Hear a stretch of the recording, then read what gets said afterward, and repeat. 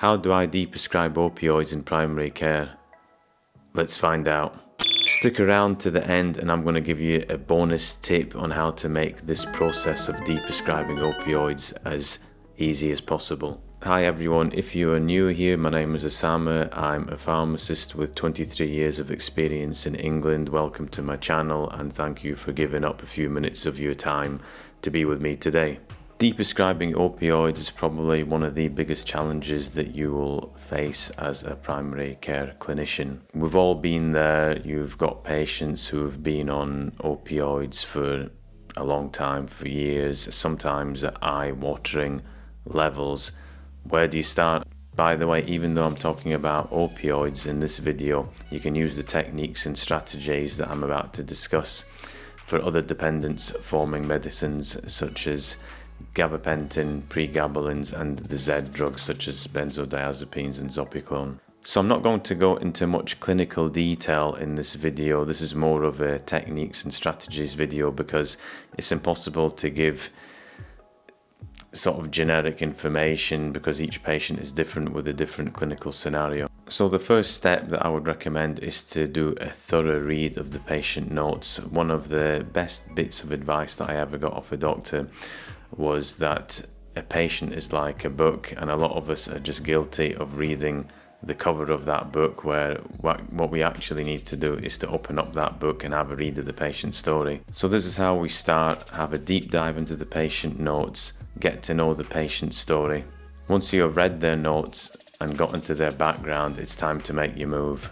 Depending on your patient, your best bet is to get them in for a face-to-face consultation. Face-to-face consultations usually have better outcomes in this area rather than the default telephone consultations that we're all used to.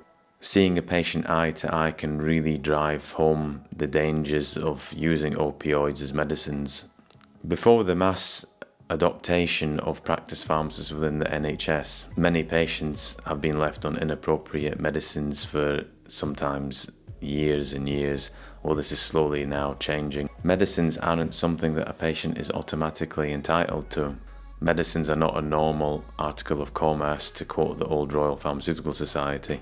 Medicines have to be used cautiously. They can cause a lot of harm if used inappropriately. So there you are, you're having your first consultation with the patient, hopefully face to face, but if not, over the telephone. I begin by doing a full structured medication review using the framework that I covered in my previous video. This way you can get a full holistic top-down view of what's going on with the patient. Find out the patient's story, see what's going on, see what motivates them, see what is their fears, what are their hopes.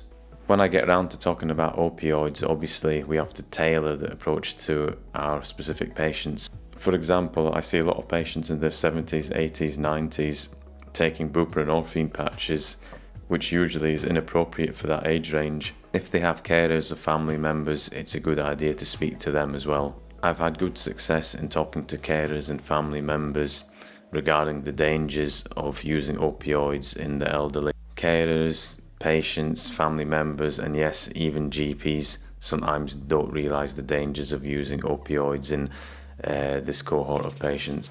Once you get across the idea that opioids are really inappropriate in elderly people, it's usually quite an easy sort of process weaning them off these drugs. If you can't wean them off, at least you can get it down to a much safer level. For those older patients who are a bit more resistant, I just tend to go low and slow.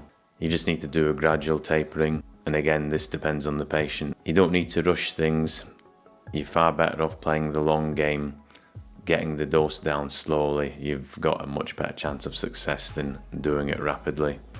If you're going to play the long game, all you need to do is make sure that you follow up these patients regularly, whether that be every few weeks or every few months. Just keep them on your radar. For more younger patients, the approach isn't too dissimilar. In this patient cohort, you really need to hammer home the lack of long-term efficacy of these drugs and also emphasize the dangers of being on these drugs long-term. You know, at the end of the day, we're not telling the patient a pack of lies here. This is backed up by a lot of research, by NICE guidelines, by the Royal College of Anaesthetists. I just tell the patients about the law of diminishing returns, in that the analgesic component of the drug progressively wears off, but what doesn't wear off is the side effect profile. So they keep taking these drugs, they're not getting the analgesic benefits out of it, but they're getting all the side effects such as brain fog, drowsiness, impaired immune system, impaired muscle tone, the list goes on, physical dependency, psychological dependency. For some patients, you're not going to be able to get them off the drugs altogether, let's be realistic. Sometimes patients need a base amount of analgesia just to be able to function in their day-to-day life. In this case, all you need to do is get the dosage down to as low as possible. That's going to be your best case scenario. A lower, more safer dose is infinitely better than a high dose that they were previously on. You can bide your time, wait for the patient's circumstances to change, and then you can approach the situation again. They may well be in a position further down the line to actually come off the drug altogether. Use the support you've got around you. Here in England, we've got primary care networks. In the primary care networks, I've got care coordinators who I can use to refer patients to other services such as peer support groups for conditions like fibromyalgia. We also have access to chronic pain services in my particular primary care network, so I refer patients to these chronic pain services as well. Don't do it all by yourself, use the help that's around you.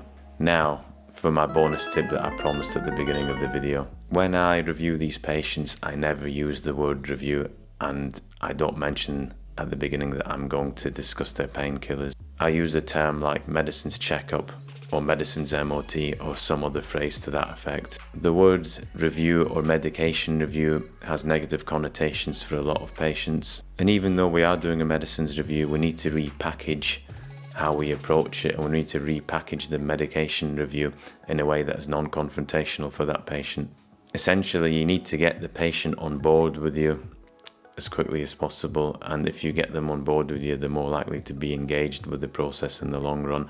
So I just think using phrases like medicines review, I just don't think that helps. If the patient has a long list of medicines, which as of filming this video in 2023, let's face it, most patients that we come across do have a long list of medicines, I tend to leave the opioids right to the very end. Get the easy medicines out the way first. We all know opioids is a difficult conversation, so leave that towards the end.